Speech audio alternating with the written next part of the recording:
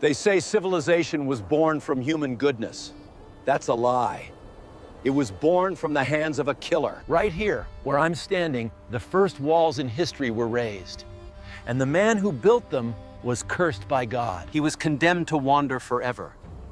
But he did the opposite. He stopped and founded an entire nation. Music, metalwork, cities, all of it came from a bloodline marked by the first blood ever spilled. And when the waters rose, this entire civilization vanished, as if it never existed. The first murderer in history built the first city in the world. Cain killed his own brother, was cursed by God, condemned to wander the earth without rest, and then he did the opposite. He stopped, he drove stakes, he raised walls, he named the place after his son. Human civilization was born from the hands of a fugitive killer, but before you understand what Cain built, you need to understand what he destroyed. The field was silent that afternoon. Two brothers, the first two human beings born of woman, Cain, the elder worker of the ground, Abel, the younger, keeper of sheep. Different professions, different temperaments, radically different destinies. The text of Genesis 4 reveals no details about their childhood. It doesn't tell if they played together as children. It doesn't describe conversations between brothers. It doesn't show moments of complicity or everyday rivalry. What it shows is the moment everything changed, the moment of the offering. Cain brought from the fruit of the ground an offering to the Lord. Abel brought from the firstborn of his flock and from their fat. Two offerings, two brothers, one difference that would define the rest of history. God looked with favor on Abel and his offering. But on Cain and his offering he did not look with favor. The text doesn't fully explain why. Scholars have debated for millennia. Some say it was the quality of the offering. Abel brought firstborn, the best of the flock, the most valuable fat. Cain brought simply from the fruit of the ground, with no specification that it was the best, the first, the most valuable. Others argue it was the attitude of the heart. Hebrews 11 says that by faith, Abel offered a more excellent sacrifice than Cain. Faith made the difference. What we know for certain is the result. God accepted one, rejected the other, and Cain did not react well. Anger descended upon him like a storm. His face fell, his expression changed. Something darkened inside. God saw and intervened immediately. He asked questions, offered guidance, gave warning. Why are you angry? And why has your face fallen? If you do well, will you not be accepted? And if you do not do well, sin is crouching at the door. Its desire is for you, but you must rule over it.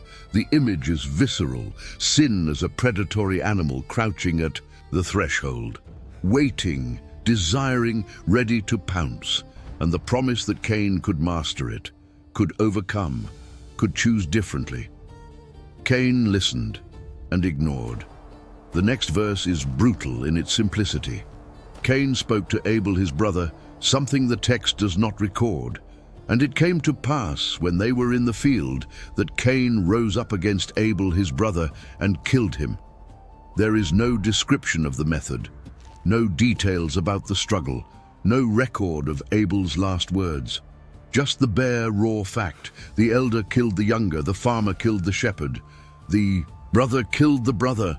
Try to grasp the weight of that moment. Death did not yet exist as everyday human experience. Adam and Eve had been expelled from Eden and warned they would die, but they were still alive. No human being had seen another human being die. No body had been buried, no funeral had been held.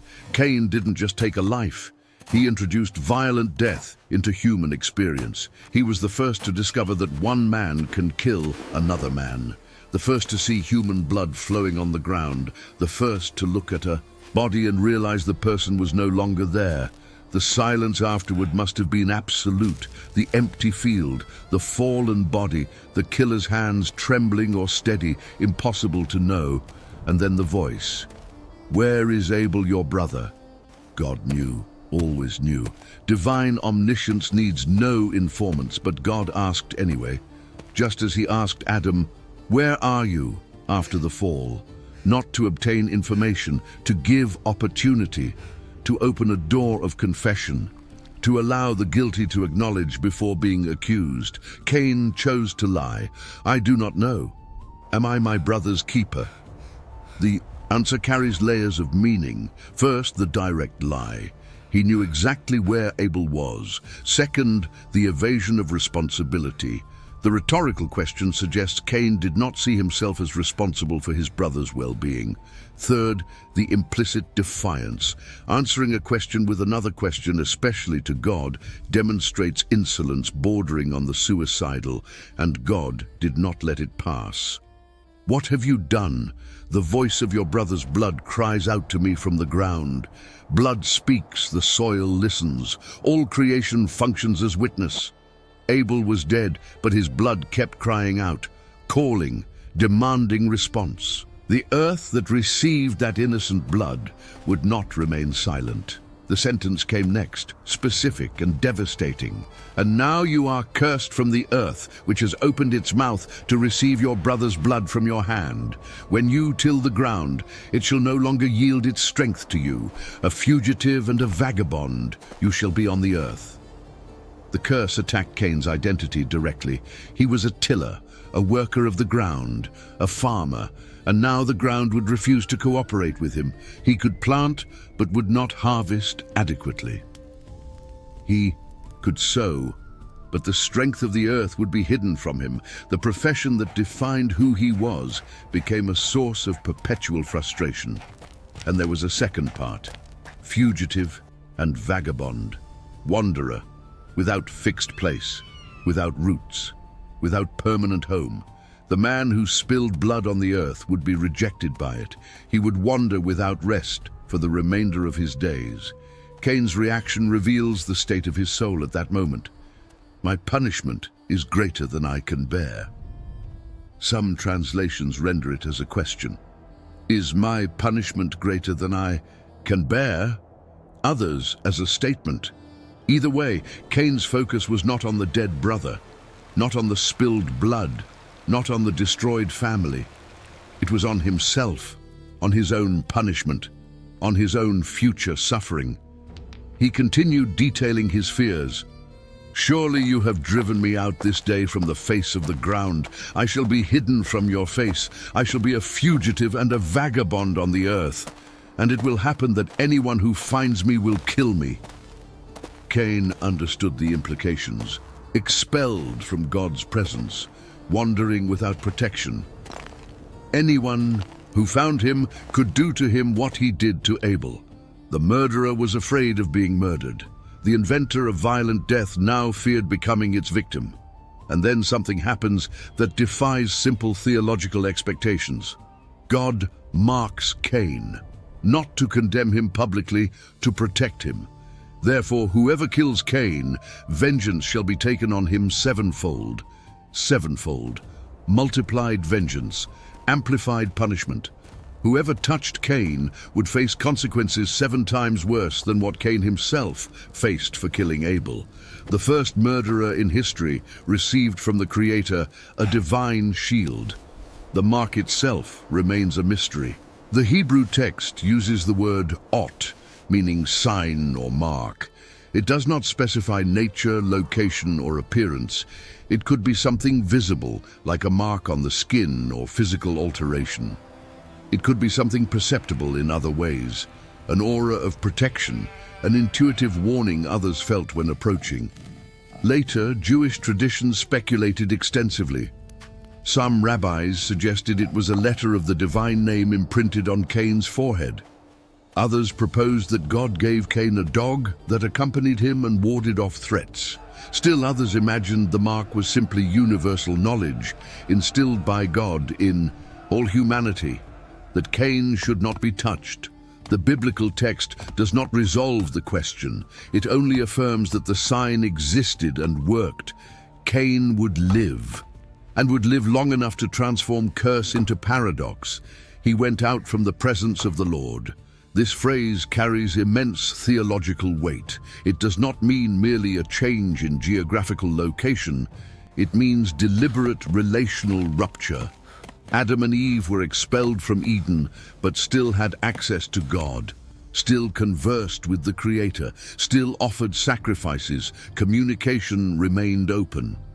Cain went further. He withdrew completely, turned his back, walked in the opposite direction. He was not merely expelled, he chose to go. The difference is significant. The destination had a name, the land of Nod. In Hebrew, Nod derives from the root meaning to wander, to roam, to be unstable. Cain went to the land of wandering, the place of those without place, the territory of those who do not belong.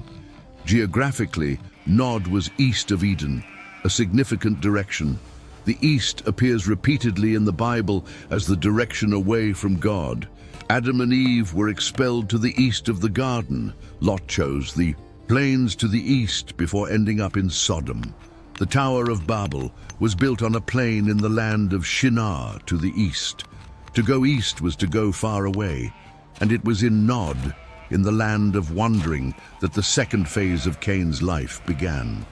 Genesis 4, verse 17, opens with information that has confused readers for millennia. And Cain knew his wife, and she conceived and bore Enoch. Where did this wife come from? The question is legitimate. Up to this point, the text had only mentioned Adam, Eve, Cain, and Abel. Abel was dead. Seth had not yet been born. So who was this woman Cain knew in Nod? The answer is in Genesis 5, verse 4. After fathering Seth, Adam lived 800 years and had sons and daughters. Sons and daughters, plural, many, over centuries. Humanity multiplied extensively before the flood. Cain married a sister or niece. In the first human generation, there was no alternative. The genetic pool consisted exclusively of descendants of Adam and Eve. Marriages between siblings were not only permitted, but necessary for the continuation of the species. The prohibition of marriage between close relatives would only come much later with the law of Moses, about 2,500 years afterward. By that point, humanity had multiplied enough to make such unions unnecessary, and accumulated genetic mutations made them dangerous. But the central point of the narrative is not Cain's wife. It's what he did after finding her. He built a city. Put this in absolute perspective. God had just condemned him to be a fugitive and vagabond, without fixed place, without permanence, without roots.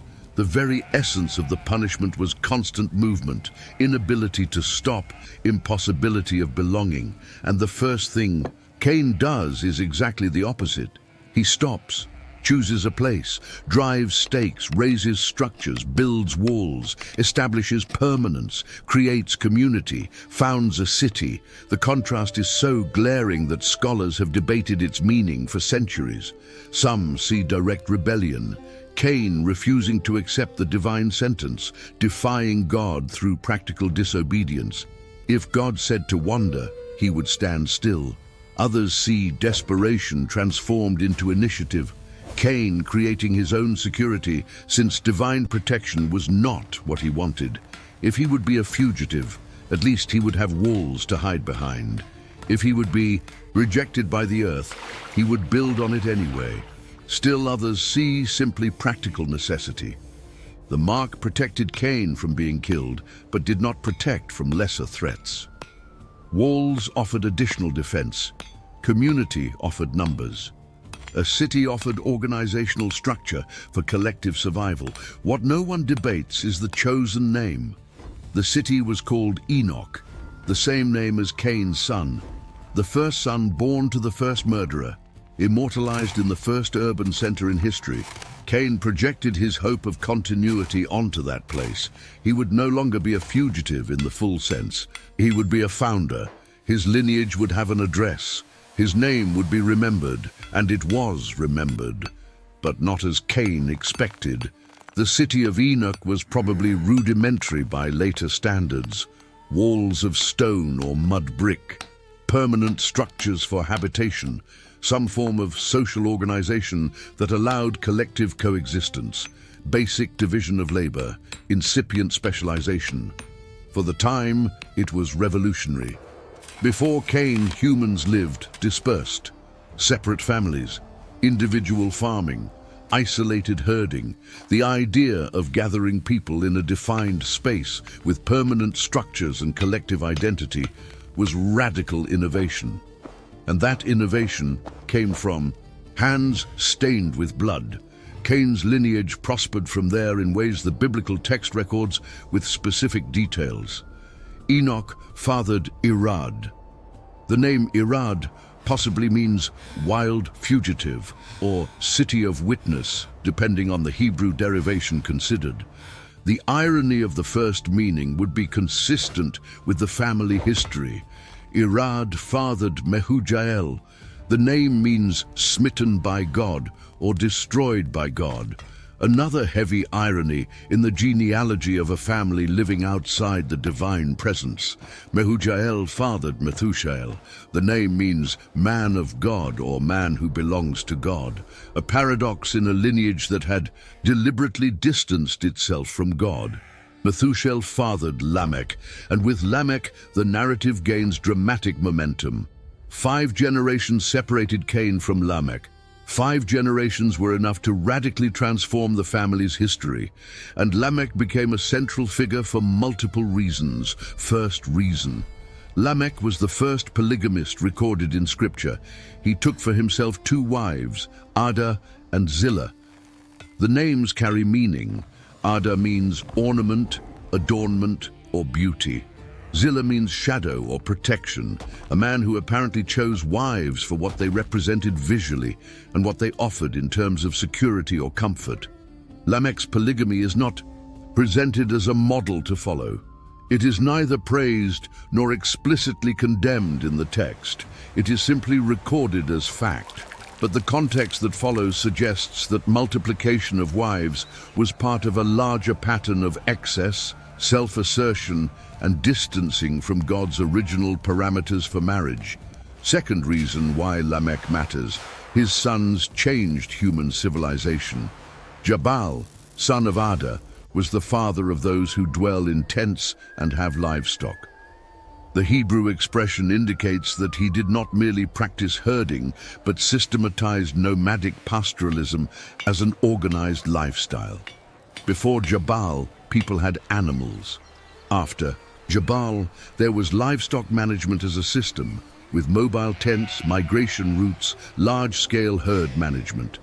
Jubal, Jabal's brother, also son of Ada, was the father of all those who play the harp and flute. Instrumental music was born there. Not just singing, which probably existed from the beginning. Instruments, strings tensioned to produce melody, tubes with holes creating notes. The first conceptual orchestra of humanity came from the murderer's lineage. The harp mentioned is kinnor in Hebrew, a stringed instrument that would be used centuries later by David. The flute is ugab, a wind instrument, possibly similar to a primitive pipe organ. Jubal didn't just play, he developed, created, invented, established tradition that others would follow. And then came Tubal-Cain, son of Zillah. The name is a revealing composition. Tubal means producer or forger. Cain is the name of the murderous patriarch. Tubal-Cain was literally the forger who carries Cain's name, and he lived up to the name. The text says he was an instructor of every craftsman in bronze and iron. The Hebrew word for instructor here is lotesh, meaning sharpener or whetter. Tubal-Cain was not merely a metal worker, he was a perfecter, refiner, developer of techniques. The man who transformed raw ore into precise tools. Bronze and iron represented the 2 great metallurgical revolutions of the ancient world. Bronze is an alloy of copper and tin, easier to work than pure iron. Iron requires higher temperatures and more sophisticated techniques. Tubal-Cain mastered both. The implications are enormous. More efficient agricultural tools, more lethal weapons, more durable construction implements, the ability to transform raw stone and metal into precisely shaped objects. Tubal-Cain placed in humanity's hands technological power it had not possessed before. And considering who his father was, it's not hard to imagine what that power was first used for. Because Lamech, the father of these inventors, was a violent man, and he didn't hide it. On the contrary, he celebrated. Genesis 4 verses 23 and 24 record what scholars call the Song of Lamech. It is the second poem recorded in the Bible after Adam's exclamation upon seeing Eve, and the content is disturbing. Ada and Zillah, hear my voice. Wives of Lamech, listen to my speech. For I have killed a man for wounding me, even a young man for hurting me. If Cain shall be avenged sevenfold, then Lamech 77-fold. Lamech summoned both wives, specifically to listen. He transformed murder into artistic performance, into domestic recital. He presented homicide as a demonstration of power and virility. The text mentions two victims, a man for wounding him, a young man for hurting him. Some scholars suggest it is the same person described in two poetic ways. Others argue there were two separate deaths. Either way, Lamech killed and was proud of it. And the reference to Cain is especially revealing. Lamech knew the ancestors' story, knew about the mark of protection, knew about the promise of sevenfold vengeance, and decided to multiply it for himself. If God promised to avenge Cain sevenfold, Lamech declared himself worthy of 77-fold, 490 times. The arrogance is dizzying. 5 generations separated Cain's silent, shameful murder from Lamech's celebrated, poeticized murder. 5 generations transformed guilt into pride. What Cain did in hiding and denied when confronted, Lamech did openly and sang for his wives to hear. The moral degradation of Cain's lineage ran parallel to its technological advancement.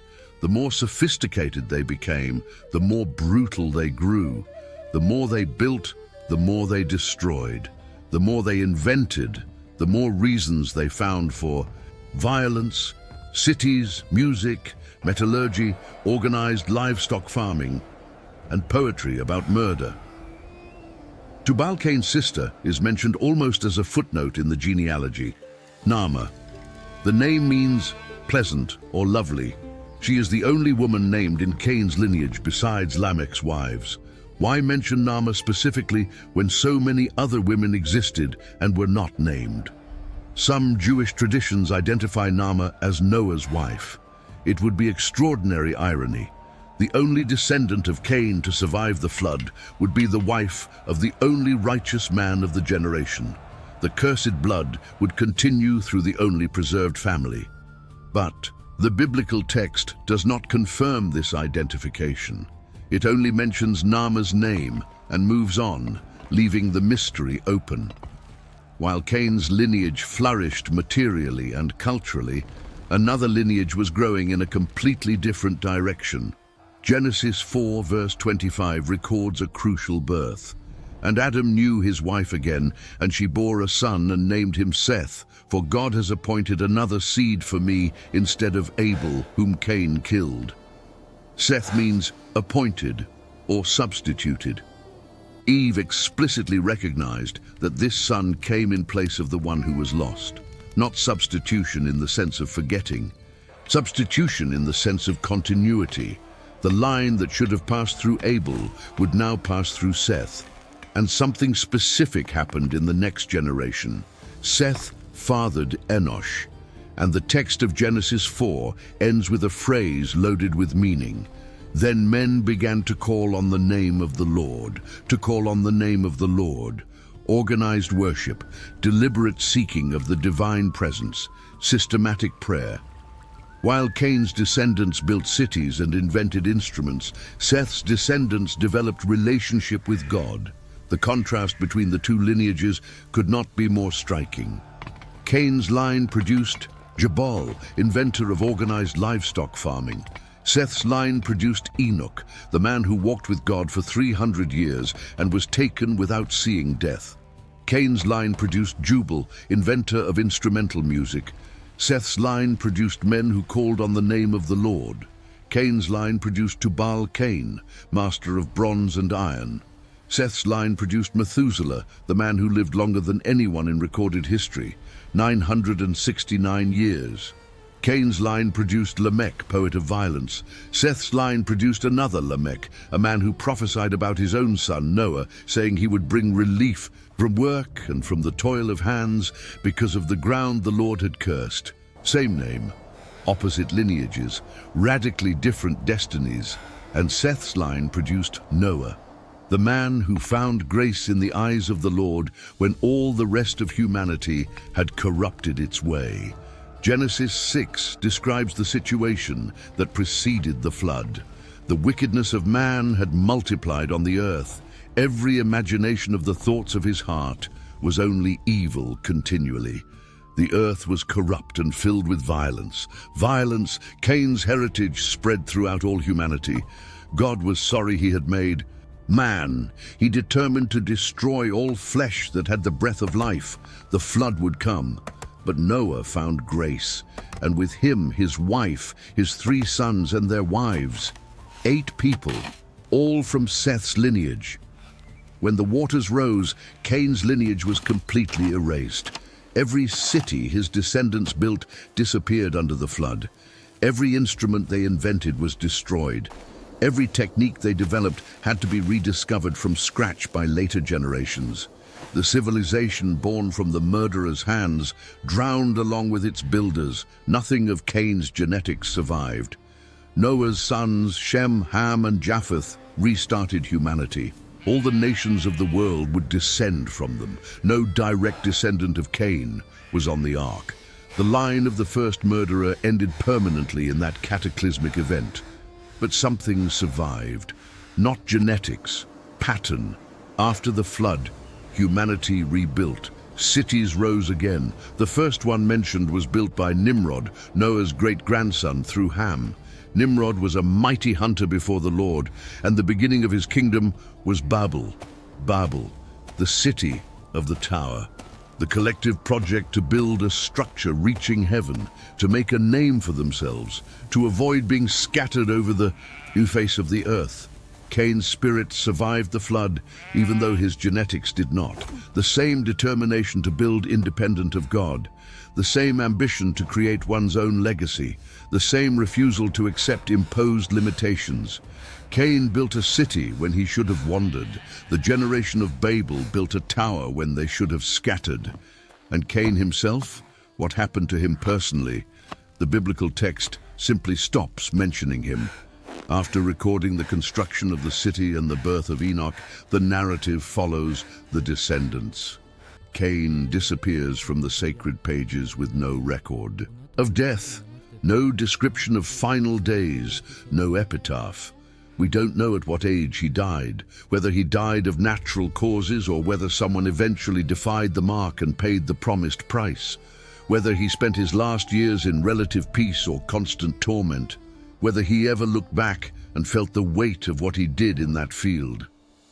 The silence of the text is eloquent. Cain enters the narrative as the protagonist of cosmic tragedy, the firstborn of woman, the first worshipper to bring an offering, the first to have an offering rejected, the Saitai, first to kill, the first to lie to God, the first to be personally cursed, the first to receive a mark of divine protection, the first to deliberately leave the presence of the Lord, the first to found a city. So many firsts. And then, silence. He disappears as a footnote in genealogy. One verse about the city, one verse about the son, and then the descendants take over the narrative while the patriarch fades into the shadows of history. The descendants appear for a few more verses. Inventors, musicians, metalworkers, poets of violence, and then the waters rise and they all disappear too. The last direct record of Cain's lineage is Lamech's song, poetry about murder, art about death, music about multiplied vengeance, and then definitive silence. Cain's mark remains an unresolved mystery. It worked while he lived, that's certain. But what exactly was it? And what happened to it when he died? Did it disappear? Did it remain as collective memory? Did it transform into something different?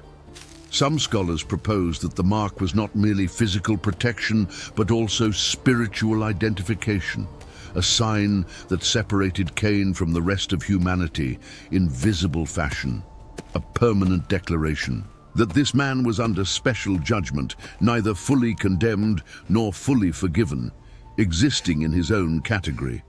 Others suggest the mark had didactic purpose, to teach primitive humanity that personal vengeance was not acceptable, that even the worst criminal could not be executed by private justice, that God reserved for himself the right to judge and punish. The text does not resolve these speculations. It only affirms that the mark existed and fulfilled its declared purpose. Cain was not killed by avengers. He lived long enough to build, to generate offspring, and to watch a civilization arise from his initiative, a civilization that eventually drowned. There is something deeply uncomfortable in the spiritual geography of this story. The greatest material achievements of antediluvian humanity happened among people who had distanced themselves from God. The first city, the first musical instruments, the first metallurgy, the first organized livestock farming. Everything was born in the lineage of the one who left the presence of the Lord. This does not mean technology is evil in itself. After the flood, Seth's descendants also built cities, developed music, worked metals. The difference was not in the achievements, but in the spiritual context in which they occurred. The problem with Cain's lineage was not being creative or productive. It was doing all this as a substitute for relationship with God, as compensation for the lost presence, as an attempt to construct one's own meaning in a world from which they had voluntarily exiled themselves. And this pattern repeats throughout history. Brilliant civilizations that ignore or reject God. Technological advances disconnected from moral foundations. Human creativity serving human ambition with no reference to divine purpose. Cain established the prototype, his descendants perfected it, and even after they all died, the model persisted. The city of Enoch disappeared under the waters, but the spirit that built it reappeared in Babel, and then in other towers, other empires, other attempts to make one's own name and reach the heavens by human effort. Each eventually fell. None remained. The pattern established by Cain always leads to the same destination, not necessarily by literal flood, but by inevitable collapse of structures built on wrong foundations. And yet, Cain's story is not simply a villain's story. It is a human being's story, of choices made, of consequences faced, of life lived despite everything. Cain had a wife who accompanied him to the land of Nod, had a son whom he named and in whose honor he named the city, had grandchildren, great-grandchildren, generations who descended from him. He saw musicians play instruments in the city he founded, saw metalworkers forge tools and weapons, saw the community grow around the walls he raised. He lived, not merely survived, lived, with hands stained by fraternal blood, with the divine mark on his skin or soul, with the memory of the field where Abel fell, with the echo of the voice that asked where his brother was. With all of that, he lived. And built. Building was his way of processing existence, his way of filling the void left by the divine presence he abandoned, his attempt to create meaning in a world he had transformed into a field of death. Did it work? Partially. The city existed. The lineage prospered. Civilization flourished. For some generations, it seemed Cain had managed to transform curse into blessing, wandering into permanence, condemnation into foundation. And then came the flood. The waters made no distinction between well-built walls and open ground. They did not respect the first city of humanity. They did not preserve musical instruments for being beautiful or metal tools for being useful.